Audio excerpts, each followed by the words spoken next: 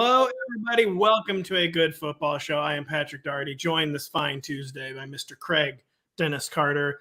It is draft week, so we're going to be digging into our favorite quarterback and receiver prospects before wondering if there is a single running back worth getting excited irregardless of landing spot, like someone who's just good enough that it won't matter, kind of like the situation they land in. We will then break down some of this week's latest news, including Chris Carson versus Rashad Penny in Seattle and the supposed Kadarius trade chatter in New York, and also some of the supposed Darren Waller trade chatter in Las Vegas, which I don't even know if you could really classify it as trade chatter, but we're going to hit on that later. We will then end by taking a look at Denny's recent article profiling quarterbacks who target running backs in the receiving game. But first, Denny, people say irregardless isn't a word. I'm pretty sure they added it. So. It's not a word. I can confirm. No, it's a word. It's a word. I had two different things to ask you about. I think I'm going to start. Denny, electric toothbrushes. Yeah. Do you use a real toothbrush or do you use an electric toothbrush? I use a real toothbrush like a man. I'm kidding. But, it's kidding everybody. But it really is. I don't like electric toothbrushes. I don't get them. Also, I cannot part with the money that is required to purchase one. Well, it's interesting that you mentioned that, Denny, because my wife is an electric toothbrush zealot, but hers went like full zombie last week, where it just kept vibrating even when it wasn't being used. Oh, like you could just hear it. Like first off, like just like rattling everything, like rattling the windows off the hinges in the bathroom, and then we just like determined, we had to like kill it with the stake, kill it with fire or whatever. And like everywhere we put it in the house, it just would not stop shaking and like scaring everybody because it would turn on like random moments. Because like we couldn't like put it in the trash yet. Oh no! I didn't even want to put it in the garage. I thought it might create like eerie sounds in the garage. So it was finally banished to the basement couch where it just shook for days. Wait! You put the vibrating zombie electric toothbrush on the couch downstairs? Yeah, I did, Denny. My kids are still pretty young. They don't really frequent that room just quite yet.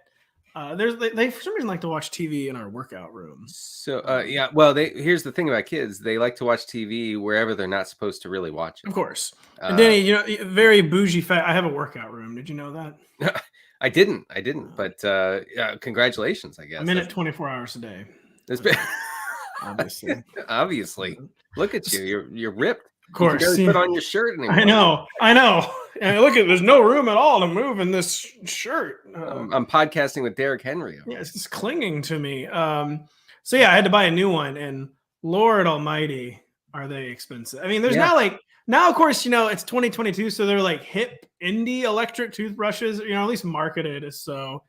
But we popped for the full size, the Philips Sonicare, and it cost you more than one Ben Franklin. That's what I'll tell the people listening. Yeah, well, you can always finance it. Yeah, it's true. Yeah, it's on layaway at Kmart and Venture, many stores that still exist. Yeah, $40 a month for 18 months, and it's all yours, really. Yeah. It's easy peasy. No, I don't use my wife uses one. She's tried to get me to convert. I've said no. Wives are huge fans of electric toothbrushes. I've noticed. Huge. It makes you wonder, who's paying them to promote it. Well, I think what it actually shows is that wives just actually listen to good advice. It's like the dentist is like, well, obviously just get an electric toothbrush. Yeah. And my wife's like, oh, okay, yeah, about this. And I'm like, well, hold on a second. I've been using my bristle brush since the Great Depression, and I'm not switching. Right. It's really like a men would rather situation. It is. Yeah. Men would rather brush their teeth inefficiently than go to therapy. It's huge. Men would rather energy. Just the biggest. But hey, here's the thing. I bought a charcoal toothbrush recently. Have you heard about these? So is that one of the electric ones, like the hipster one? No. It's a regular bristle thing and manual, I guess. And yeah, it's charcoal. It's supposed to make your teeth a little whiter. I don't know. What does that even mean, charcoal? I mean, I know what charcoal is, but what does that mean with regards to a toothbrush? I don't know. I don't know. And actually, my wife was kind of concerned about it. She said, "Are you sure you want to put charcoal in your mouth?" I said, "Well, not particularly, but I do want slightly whiter teeth, so we'll go for it." I've noticed charcoal has become a real big marketing buzzword. Yeah, I think I briefly was using like charcoal shampoo. And so then my wife would come in, grill turkey burgers on my head, on my scalp while I showered. Which is rude. It's very rude. But it was efficient, but I mean, come on. Yeah. So I have charcoal in my mouth every morning. Is what I'm saying. Wow. Yeah, that seems. Let's go to like a Anthony Fauci town hall and ask him about that. Should Denny be brushing his teeth with charcoal, Dr. Fauci? And they're like, how did you get on this call? And then you're booted. But before you get the answer. No politics. Come on. Yeah, come on. Yeah, anyways. I don't know. Should we talk football now, I guess? I guess. I was gonna talk about the supposed scuttlebutt that the Jaguars don't know who they're taking at number one. But I mean, so they've known the number one pick since probably like January 18th or something. I mean, maybe, I don't know. It's like Trent Baalke just like watching Trayvon Walker cut ups like every day on YouTube.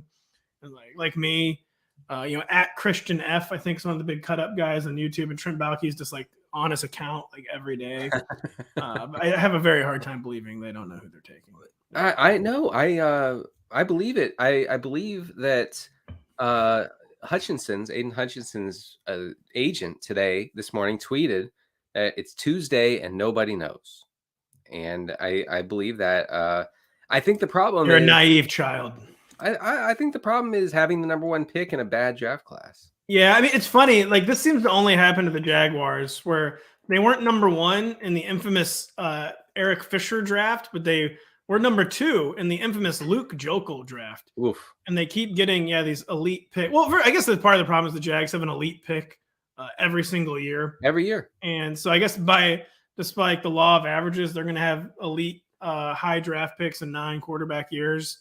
But yeah, they are always, I guess except for last year, they got the gift wrap number one pick until Urban Meyer decided to take a private jet home 2 days after the team. This is my issue with, I think just generally general managers, whether it's for bad teams or good teams, are just way too confident in their assessments. Like, yeah, last year was a slam dunk. Like, they obviously had to take Trevor Lawrence, but is he a slam dunk great NFL quarterback? Absolutely not. Like, it could be, there's a downside there that we saw last year. I think it'll get better slightly, but are we talking about generational? Like, he was a lock for being generational?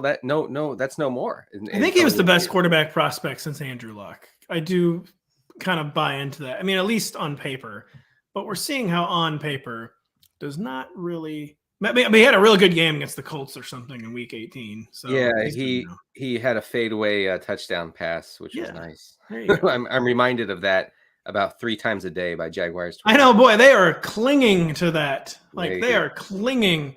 Like, and Elon Musk is gonna be like signal boosting all that now. The new owner of Twitter, I bet he's somehow a Jags fan.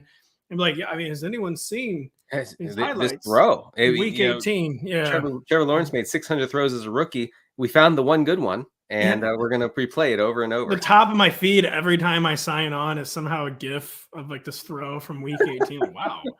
Like, I guess if this is the only real change they're making to Twitter, I don't really mind, but it's kind of weird. It was compared liberally to the catch from Joe Montana to Dwight Clark in a game against the Colts in Week 18. It really it's the same importance as far as game goes. I think it'll go down in history in the same way. I think we'll be talking about O'Shaughnessy or whoever caught that. Yeah, Trevor Lawrence's gloves from that throw, if he was wearing gloves, are now in Canton. I'll check it out when we're there this summer for the Fantasy Football Expo. Yes, sponsored by NBC Sports Edge. Indeed. Denny, no one would ever accuse you and I of being draft experts, but since this is, our jobs, we aren't completely illiterate about the draft, and we are going to talk about the draft. Now, we haven't done a ton of draft talk on the show. They've been doing such a great job on Mondays, the Matt Strout, Kyle Dvorchak, Eric Froton and company. But we'll begin with quarterback today, where one of the prospects we have consistently talked about this spring is Liberty's Malik Willis. And is he still the quarterback prospect we're the most excited about? Has anything changed in this pre-draft process for you, either seeing or hearing things you don't love about Malik, or just having someone else kind of creep up your board, so to speak? Or are we still all in on Malik Willis as our favorite quarterback prospect in this draft? Well, 2 days before the draft, I'm still looking for my board. It's somewhere in my office. We're gonna keep looking. This is the lawyers. You are required as part of your remain with NBC agreement. I can't think of a cool legal word. We are to have a big board. We're searching every day now. But it's Malik. The part of my excitement about Willis is that it's clear, judging from anonymous QB coaches in the NFL and offensive coordinators, general managers, scouts, everybody, they're in agreement that whoever is going to take him is going to have to change their offense, having to cater their offense to his strengths, right? So like we saw Nick Sirianni do in Philadelphia with Jalen Hurts. So he tried to force the Hurts into a sort of traditional pass-heavy approach on offense. Didn't work, pulled the plug, went super run heavy, and Jalen Hurts became the number one quarterback in all of fantasy and was on his way to being the overall quarterback one, barring that injury late in the season to his ankle. So I think Willis is in a similar spot. And this talk about like, oh, he's so raw. He's so raw. I think that's a little bit overstated. When you look at a completion rate over expected for quarterbacks in this class. CPO, as the kids are calling it. And he's only behind Kenny Pickett. It's not like it's Pickett and Corral and Ritter and everybody, and then Willis is at the bottom by a long shot. Like he's a decent thrower. He also has an enormously strong arm that has been comped to Josh Allen. That's not bad.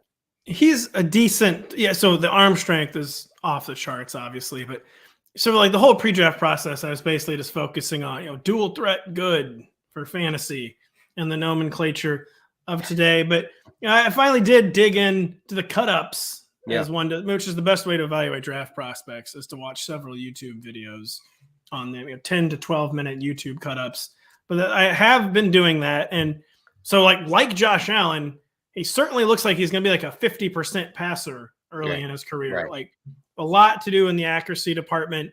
So, he's the dual threat. He's smaller.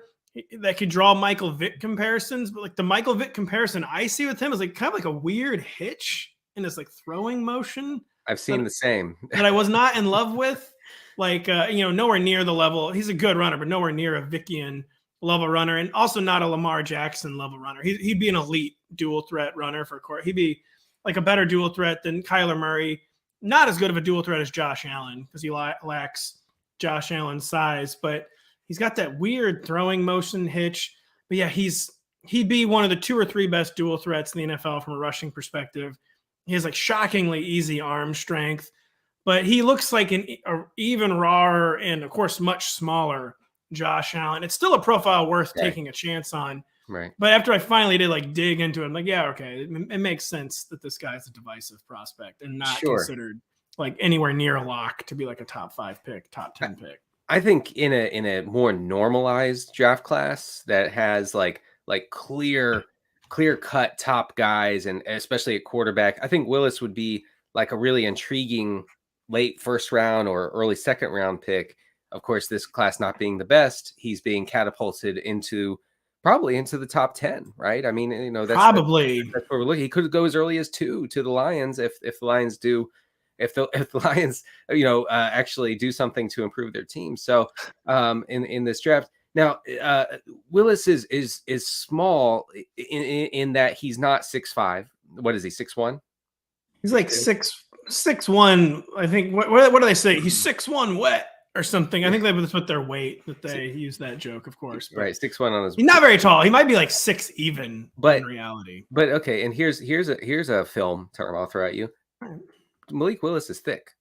He is. He is very thick. He's 6 foot even and a half. Okay, like he's 2 bills and 19. So okay, but he's not wiry and lanky like Lamar Jackson. No.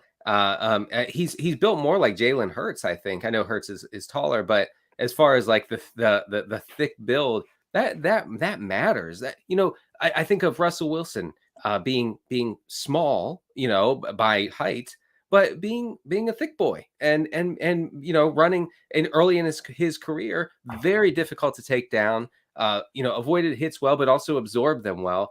I think Malik Willis can be an effective runner despite the lack of size. Yeah, he is the kind of quarterback prospect where we're going to be reading like lots of very dubious scout quotes about like his rump or behind. Like, you got to love a quarterback with that kind of rump. Oh, for sure. Oh, also, I'm gonna have to do an adjust the rank segment the first time that whoever drafts him tweets out a picture of his butt in training camp. It's gonna be all summer long. And say it's the Falcons or whatever, and they post a picture with just the peach emoji or something, and I'm gonna have to do adjust. Oh dear. We will have to adjust there. And I think you made a really good point about Malik Willis, where any draft he would be drawing some first round buzz. But you are correct. If this were like a normal quarterback draft, he would have been in like the Lamar Jackson, Teddy Bridgewater zone, where like someone might try to sneak in and get this guy at number 32. Yeah. So they get the 5th-year team option, and he wouldn't be getting any blue chip hype whatsoever. He'd be getting all like upside hype. Yes. And that's just not a luxury in this and quarterback also, draft class. I mean, in that scenario, he would be very unlikely to play, or not very, less likely to play if he were a late first, early second round pick. But if somebody's spending top 10 draft capital on him, there will be so much pressure to play him, especially because he's going to be on a crappy team that eventually is going to see why are we not playing him? There's no choice at some point. There will be a lot. I will say, I think if the Lions did the kind of unthinkable and took him at number 2, that they probably would actually sit him for a little bit. Dan Campbell made it pretty clear that he does not love Jared Goff, but I think everyone knows Malik Willis that. I mean, his dude played at Liberty. Like, it's not going to be like probably a great situation if you're throwing him out there week 1. Like, he's going to need time. And like the pendulum has kind of swung back where quarterbacks are sitting a lot as rookies again. Like the past 3 or 4 years, it's become a trend again. Like, we kind of went through that in like the late, what the heck do you call the first decade of this century? The late aughts. The aughts and like early teens, where quarterbacks just straight up stopped sitting as rookies. They sit again. And I think even if he went as high as number 2, he would sit again. I could see them working him into some like short for sure packages and things. But yeah, I mean, you're probably right. And Campbell, for as much as we praise him, as I praise him as an analytics focused guy, I will say that he strikes me as the kind of old school coach who would say, "You're a rookie, you're sitting." I do think there would be eventually a scenario where he would have to play. Look, all I'm interested in is having Malik Willis available for preseason DFS. Let's do that. I also think if the Lions take Willis, they won't have immediate self-loathing for the pick the way the 49ers did last year. And they will actually like have a Willis package, like you say. Kyle Shanahan never even committed like the Trey Lance package bit. They'd be like, oh, he hurt his pinky and he can't throw for a month now. Well, Shanahan, they were doing that in the preseason. I believe even early in the regular season, they were throwing out Lance for certain packages, and eventually Shanahan said, "Look, this is too difficult on the team. Like I can't ask these guys to like shift the philosophy of the offense every other play. So we're not going to do that anymore." And he, to his credit, he did stick with that because we didn't see Trey Lance hardly ever, except for that one game against the Texans. Yeah, he doesn't have a Jimmy Buffett pirate philosopher heart like Sean Payton, who just was going to derail the offense no matter what. Every chance he got. Yeah. With our dear friend, Taysom Hill. Denny's friend. Denny loves Taysom Hill.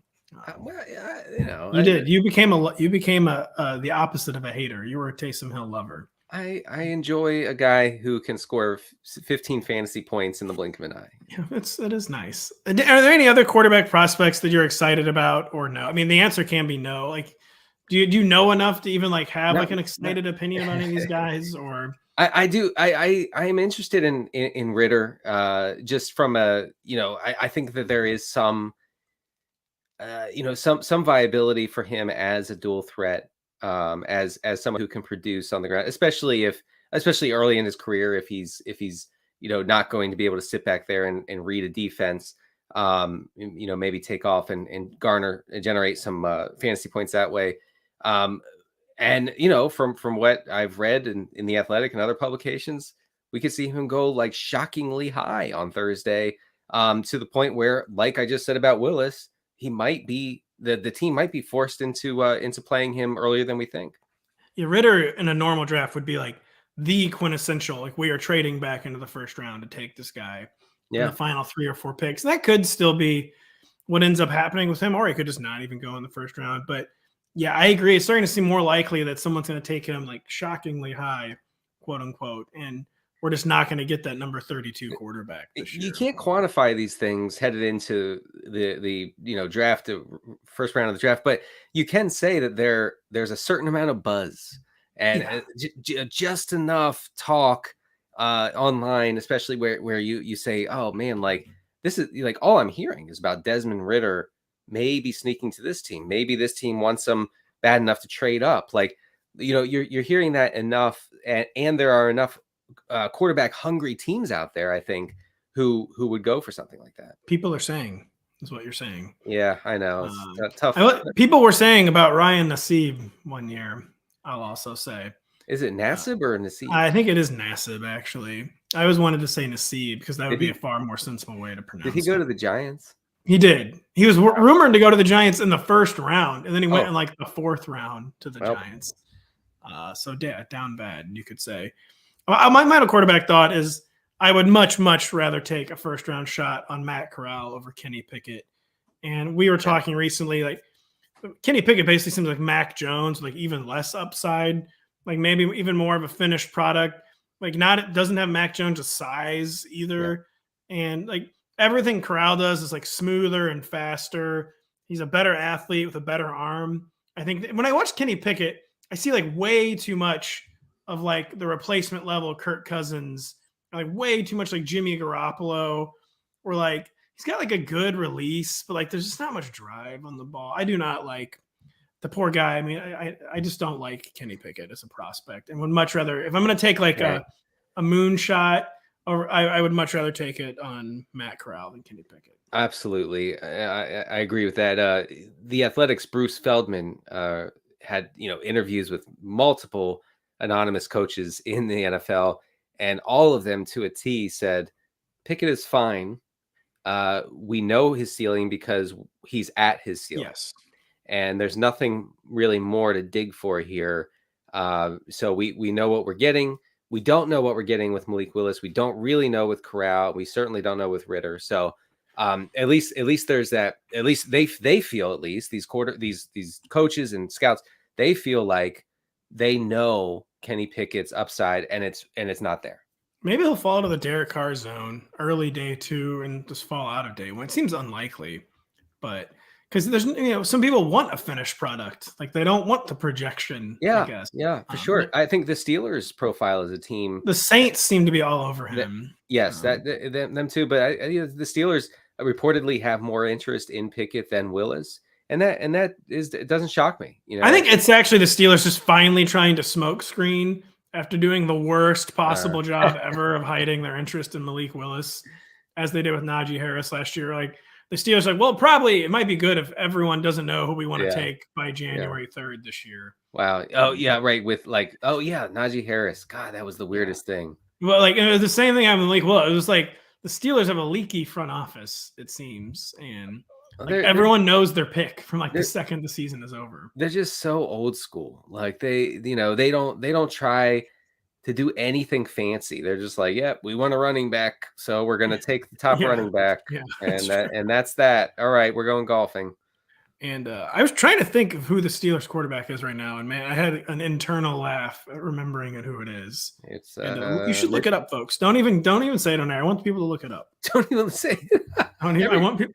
Because it's like a nice little Easter egg every time you remember that Mitchell Trubisky is the Steelers quarterback. Listen, nice. if you're listening to this show in late April, you're a sicko who has known Trubisky is the Steelers quarterback for 2 months now. Even the sickos forget stuff like that. I mean, we're very sick, and I mean, I remembered, but yeah, it's just Mitchell Trubisky is the Steelers quarterback, and it's pretty funny. One of the funniest things I've been reading, especially on news shifts, is Steelers beat writers saying, well, if you get Pickett, what do you do? Or whoever, what do you do with Mason Rudolph? What do you mean? What do you do with Mason Rudolph? You cut him. It doesn't matter. Who cares? Thank him for his service.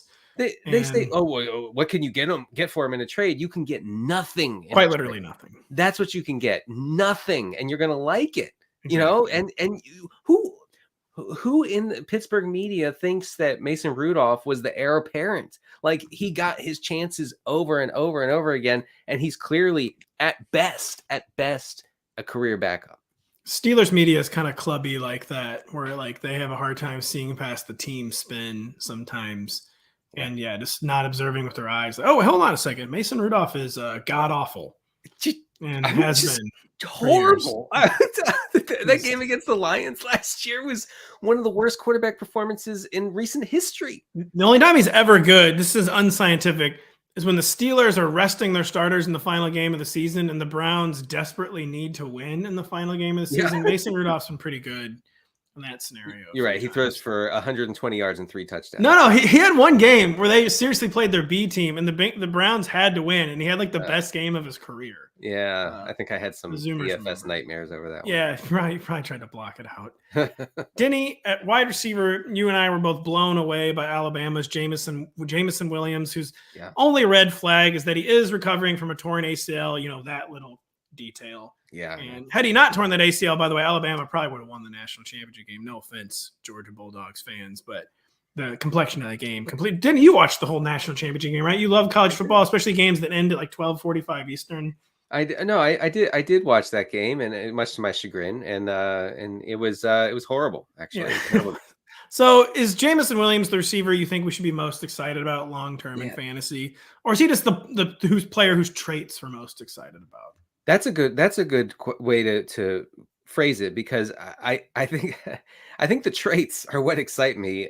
We had a blurb the other day about his speed and his after the catch speed being similar to Tyreek Hill's. Like that's the sort of thing that catches your attention. And he is just unbelievable, blazing fast with the ball in his hands. 19 and a half yards per reception before his injury. That was the highest in the nation for wide receivers who saw at least 50 targets. So, and I'm excited, but I keep hearing New York, he's going to the Jets. I keep hearing the Jets are not going to let him fall past them. That's not good. I feel like I'm not so excited that I'm going to say wherever he lands, I'm in, because Zach Wilson was that bad last year. Yeah, he was a one-year wonder too, and you don't want a one-year wonder ending up with the New York Jets. Like how he was a one-year wonder, I don't really understand. I don't understand how Ohio State. So he was an Ohio State transfer, I believe. Yes, I don't understand how that happened. I mean, Ohio State is like receiver U right now. Yeah, but still seems like maybe they could have found a way to use this guy who, when I see Jameson Williams play, I mean, even when I was just watching him play, as a casual college football fan last fall, like from like a size and like speed perspective, I feel like he's like he's like the common ground between like Julio Jones and Tyreek Hill, and like truly not trying to compare his skill set to those two, but like he's bigger than Tyreek. He's not as big as Julio, but he's got a little bit of Tyreek's game, and he's got a little bit of like Julio's kind of like power game. I feel like maybe he does. Maybe I just like projecting that because he's rocked up, but like he seems like kind of like a missing link between those two to me, and just like accelerates off the screen basically.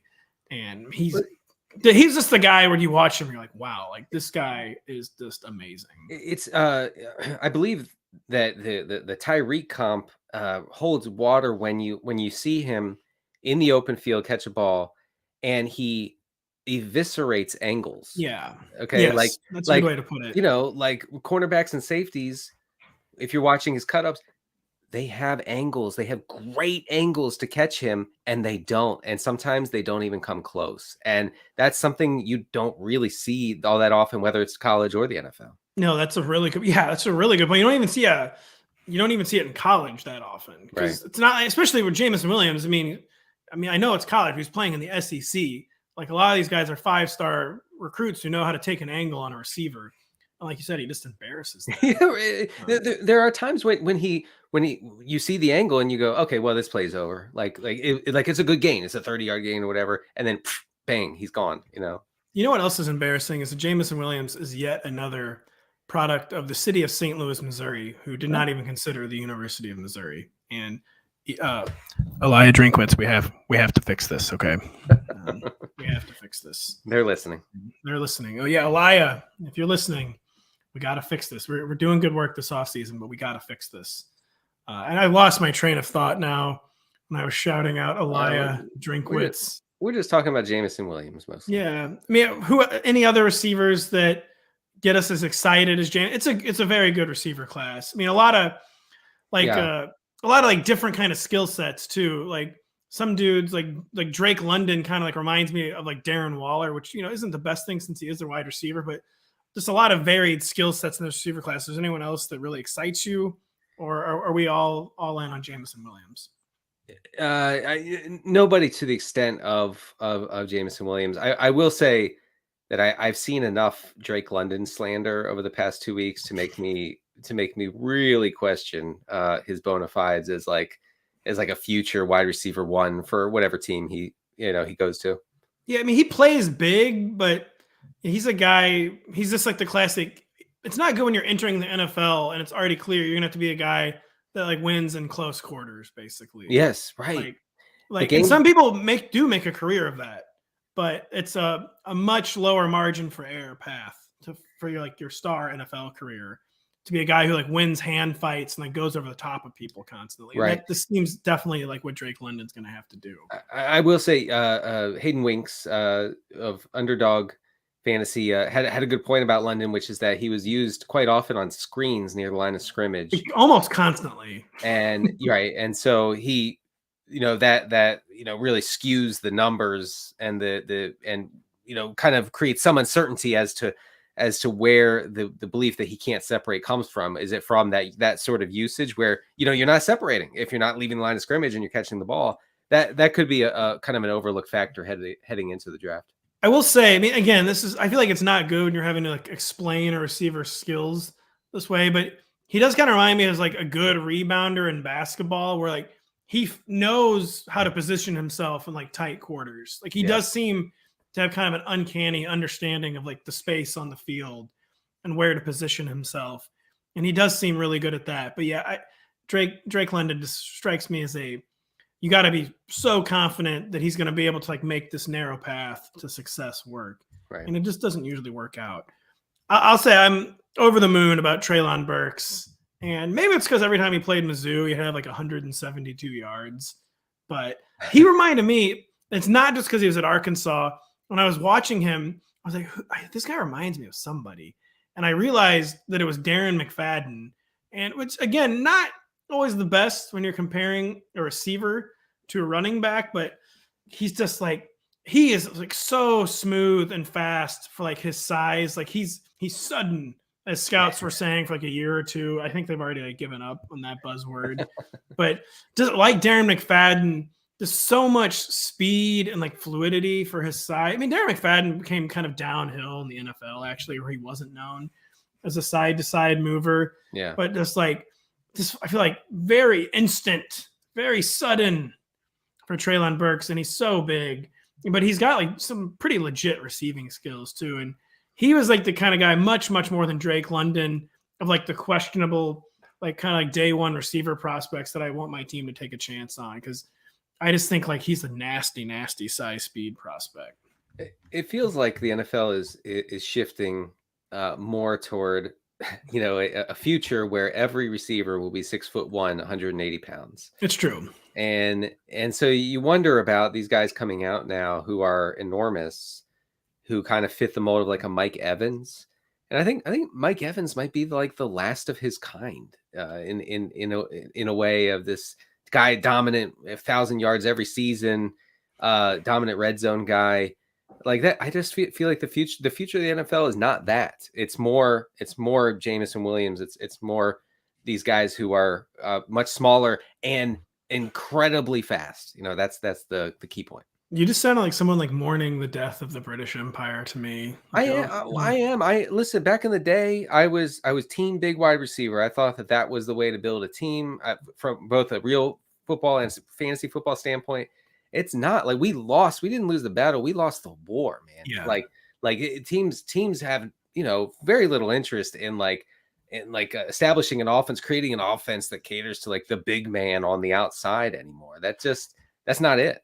I will say, I mean, we might have begun to see the counter. I mean, the NFL is nothing but a series of revolutions and counter revolutions. Yeah, right. And as we saw teams like putting the clamps on the Tyreek Hill type stuff last season, maybe we'll be like, well, we're just have to like beat these people up with big receivers again. And like if they're going to go over the top and contain our speed, maybe we just have to start beating people up with big receivers again. Yeah, I mean, that's kind of what the Patriots are trying to do. That's right? definitely what the Patriots are trying to do. I mean, let's see if it works, Cotton. Say best of luck. Yeah. Best of luck. It's a real bold strategy. Yeah. I don't love it. I don't love deciding Devontae Parker. I don't love paying trillions of dollars to Jonnu Smith and Hunter Henry, but we'll see how it goes. We will see how it goes, Cotton. And Denny, I mean, do we have anything to say about the running backs? It's just sure. It's the lowest wattage running back class in a really long time. And I tried to phrase this properly in the intro, but is there a single back who excites you, like independent of landing spot? Like it won't matter where they end up. Like you believe in the skills, or is this like just a totally context dependent running back class? I think, mostly it is. Yes, absolutely context dependent. I will say, and this might sound weird because of the pass catching aspect here, but I will say that if I had to name one guy who I would be excited about, you had to name one running back in this class, which I take no pleasure in knowing about a running back, but I do know about one, and his name is Kenneth Walker. He's out of Michigan State. Now I know that sounds strange because it's like independent. He doesn't catch passes, so like what is his upside?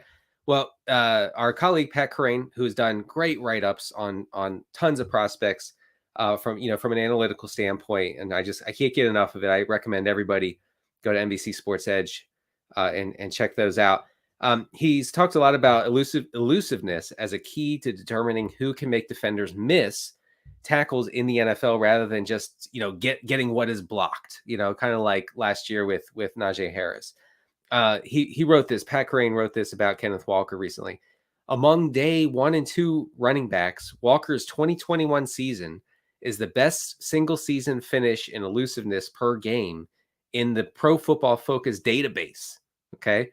Leonard Fournette's freshman season and Dalvin Cook's sophomore season came in second and third, right behind Walker. Walker is a little less impressive from a career perspective, but still ranks in the 91st percentile in elusiveness. I do think that, the likelihood is he becomes an early down guy who gets very little passing down work, just judging from his lack of production. He ran a lot of routes, by the way, at Michigan State. Was not targeted a lot and didn't do a lot. Balls. Yeah. Didn't do a lot when he caught it. So we have major questions, rightfully so, about that. Now, if he lands, I know we just talked about independent of a landing spot, but if he lands on a good team, on a team that generates a lot of positive game script and is good for that early down role to be more dependable from a fantasy standpoint, I will be very excited. He did put the team on his back. Like Michigan State really overachieved last year, and he was a big part of that. So yeah, I've been kind of buying in to the Kenneth Walker love myself. So Crane's, by the way, Crane is the guy you should be reading on this. So please, yes. We have a few days left for the draft. Go check. I mean, even check out after the draft. It's going to be highly valuable still. And he's going to have more stuff coming after the draft, but go check out Crane's work. Go check out Kyle's work too, team needs and stuff. We have a lot of really valuable draft stuff if you have not hit it up yet. And Denny and I will be right back after this. It's draft week, and we have you covered. Thursday night after round 1, we will be live on the NBC Sports Edge YouTube channel following the first 32 picks in Las Vegas. I, Patrick Daugherty, will join Matt Strout, Warren Sharp, and rotating analysts from our Edge team to break down all the big storylines from both a fantasy and betting perspective. The show will be available in the Bet the Edge and Good Football Show podcast feeds on Friday morning. Please check it out. We're really excited about it. Notice I didn't mention Denny in the promo because Denny goes to bed at 7:45. Denny's actually going to miss the entire draft, right? I will go to bed 1 minute before Roger Goodell names the first pick. I mean, sleep is very important. I'm going to time it just right. I'm going to close my eyes just as he goes, the Jacksonville Jaguars select. I'm going to go, boop. Yeah, Denny, I have bad news. You have to stay up for the entire draft. You don't have to do the podcast, but you do have to stay up the entire draft. I will. I haven't even told you that. I mean, I think you remember that. You have to work all night Thursday, all night Friday, and all day Saturday. So I do remember. I do recall that. Tell your wife's divorce attorneys when you'll be working this weekend. Denny, the New York Daily News's Pat Leonard created quite a stir last Friday when he reported the Giants were shopping 2021 first-rounder Kadarius Toney. Are we lending any credence to this, or do we just think this is more about a new brain trust trying to motivate Toney into attending what are supposedly voluntary OTAs? Yeah, they're not voluntary. No. You know, like they, especially for a second-year guy who missed a ton of time. No. And had some issues. You know, the guys got injured by the wind in 2021. Yeah. They kind of wanted to show up at OTAs. It was never voluntary for a guy like Kadarius Toney. I think that this was just a little bit of a temper tantrum from Brian Daboll and the new Giants staff, and saying, you know, this is unacceptable. And maybe they spread some rumors, some reports about, hey, you know, maybe we'll trade him. We don't know. They're not trading him. Okay, like he's on his rookie deal. He flashed to the extent that they would be in last year, to the extent that they would be insane to consider parting with him right now. I mean, it would be selling ludicrously low. Like at a moment of extreme weakness, they would get probably at most a third round pick. Just be maybe if teams had called them about Kadarius Toney, be listen, you guys didn't draft this guy. Are you interested in trading him for a second round pick or something? But them floating it themselves, it just wouldn't work unless they truly dislike the player and get whatever they can mode. But so the fantasy community, we probably overrated Kadarius Toney last year, but it was definitely an inconclusive season. It was not what you'd call a bad. There's still a lot of upside here, and it would just be crazy. There certainly can't be get whatever they can territory for Kadarius Toney. Yeah, I guess the worst case scenario or best case scenario, I'm sorry, for the Giants would have been some team jumping on that and being like, we'll give you a first rounder, you know, whatever. But if they could trade with dynasty managers, it would be all over it. I'm probably a little too excited about Kadarius Toney. Denny, we saw Kadarius Toney make a jump cut once, and then you and I talked about him the rest of the year. Come on. He dominated for 3 games. He actually did. In a terrible offense. God, horrible. Anyway, I am excited. The one thing I do get a little bit freaked out by the fact that he seems not to endear himself to coaches and doesn't seem too interested in being a pros pro. No, he's a unique personality. He's kind of out there. So we're gonna have to watch that. Yeah, our people are on it. We're watching it. The Seattle Times' Bob Condata reported last Friday that it, quote unquote, remains unclear if or when Chris Carson and his neck injury might return in 2022. I know some people have been scooping up Carson in best ball drafts and are still projecting him as the Seahawks starting running back. I mean, do we really think at this point he's going to be the lead back over Rashad Penny, who was the best running back in the NFL in December? Got pretty good money from the Seahawks, team now that is going fully run based. Now they've finally gotten rid of Russell Wilson in Pete Carroll's eyes. Yeah. What is your evaluation of the situation, Carson versus Penny? I don't see a scenario where I could draft Chris Carson right now in a best ball league. It's where would what is the value? What is truly the upside? What is the best case scenario? The best case scenario is that he makes a miraculous week 1 start, but then there's issues with the neck and all sorts of other things that he's dealt with. Also in a horrible offense that really won't be able to run it as much as Pete Carroll wants to. No, man, I'm not excited about either of these guys. I'm pretty depressed about how the Seattle backfield shook out this offseason. I'm excited, but anytime even if it's a pretty small sample size, if you're the best running back in the league for 5 or 6 games, I am excited about Rashad Penny. It's of course hard to stay excited about Rashad Penny because he's been in the NFL 4 years and been healthy for maybe 2 total months, truly healthy. That's also where it comes in with Chris Carson. Rashad Penny has been healthy more recently. He's had a better stretch of football than Chris Carson ever had. And it's not just the neck with Chris Carson. I mean, Chris Carson, he's just such a violent runner where he was injury prone, quote unquote, even before the neck. Yeah. And it's just the upside is just gone. Yeah. There's no path to upside with Chris Carson, where I still see a path to upside with Rashad Penny. Yes, I absolutely agree. But the Seattle backfield just holds so little fantasy intrigue for me, unless they do something wild in the draft You or might draft Desmond Ridder. So right. I mean, so it could get better, but at the moment, I'm thinking that I don't want running backs lining up behind Drew Lock.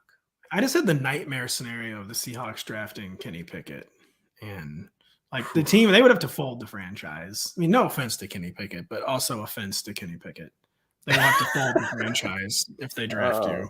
You know what they would do? They would yo-yo him in and out of the lineup with Drew Lock all year. Yeah, well, he'd be there solely to push Drew Lock, because Drew Lock is just, I mean, let's be real, so much untapped potential still, Denny.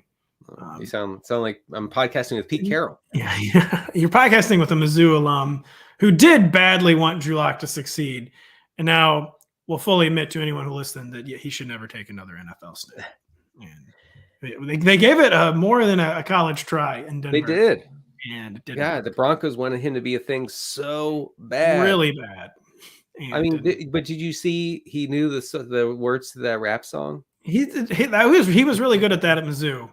He was good at he was a TikTok star before that was a thing. It's great. Like I was enthused about his NFL prospects once I saw him on the bench, knowing the words to every song and dancing along. That's great. That's great. I think that'll pay off for him in the long run. He was a talker before that was a thing.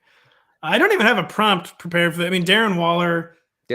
What's the deal? I mean, what's the deal? He was gonna. What's the deal? I mean, following this.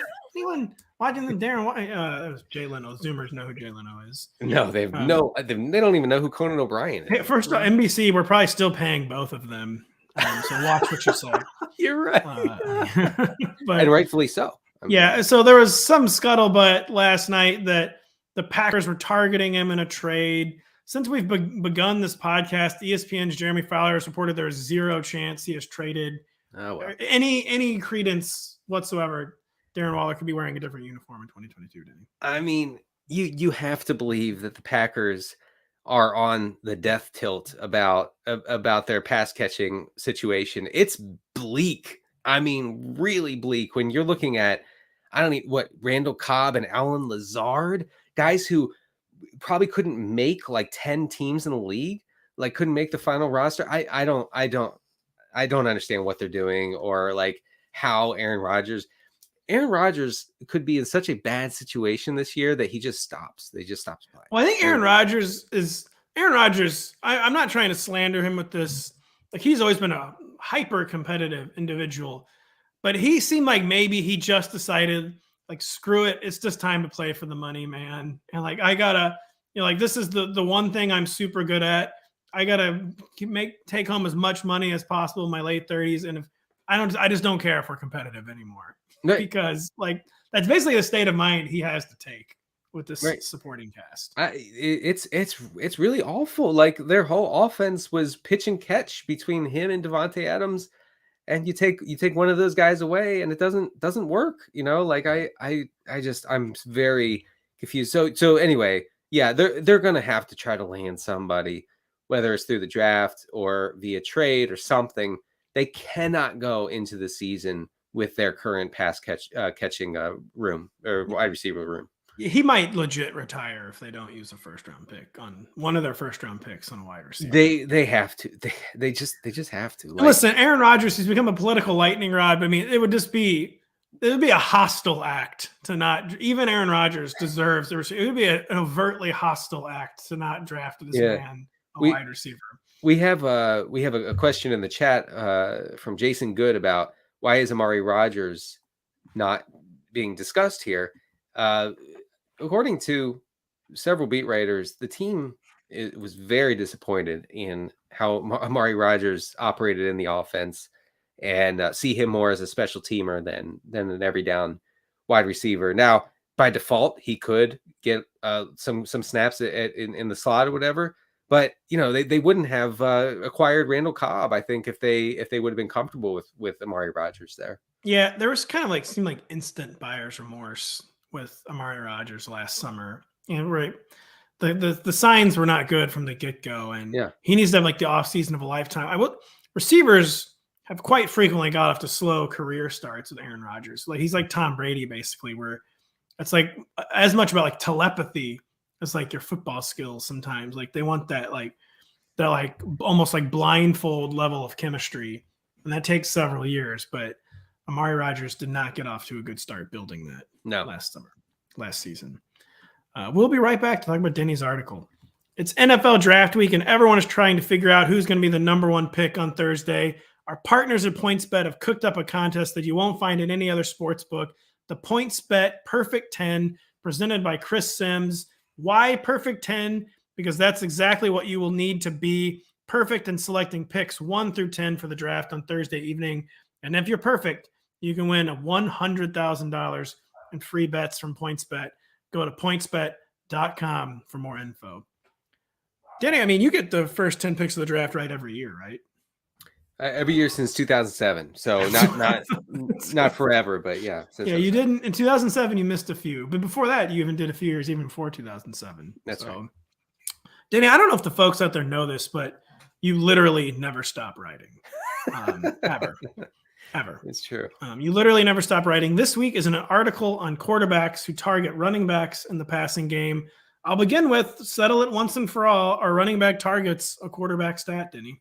They seem to be for the most part. And you look at the guys at the top here in their target share to running backs. You have Garoppolo, Stafford, Derrick Carr, Mac Jones, Tom Brady. So these are guys who are not fleet of foot, as my kids say all the time. It's a famously Zoomer phrase. They love it. They just go around saying fleet of foot all the time. I think it's a band actually, Fleet of Foot. But and so I wrote up a few of the guys who jumped out here, including Derrick Carr, and it's kind of a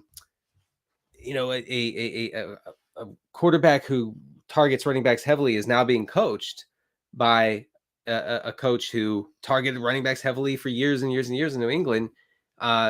From 2017 to 2021, the Patriots under Josh McDaniels has the second highest running back target share in the league. Of course, this led to big seasons for James White. I'm sorry if you can hear my dog. Yeah, he's a good boy. It's fine. He's a bad boy right now.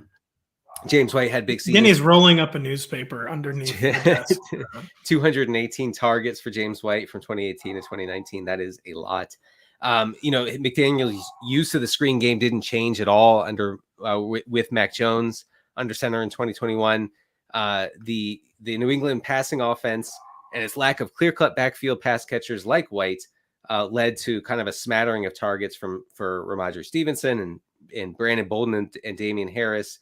But the Patriots last season gained 10% of their passing yards on running back screens. That's the 11th highest rate in the league. I think the takeaway here is that Derek Carr could be, peppering his running backs with targets. Now, who that's going to be, I don't know, because you have Kenyon Drake, you have Josh Jacobs. It's never Josh Jacobs. Well, it was once. It kind of was finally.